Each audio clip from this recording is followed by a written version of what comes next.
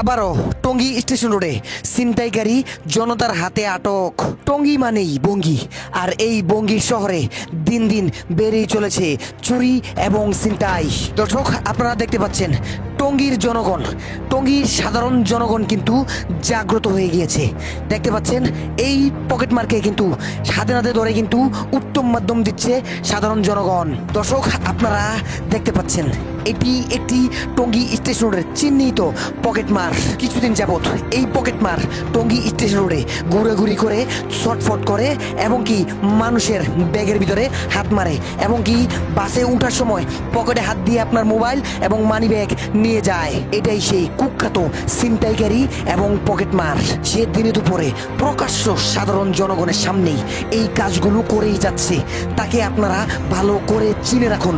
এই ভিডিওটি সবার মাঝে ছড়িয়ে দিবেন যেন এই সাধারণ জনগণ এই ছিনতাইকারীকে চিনে এবং কি তার থেকে সাবধানে থাকতে পারে।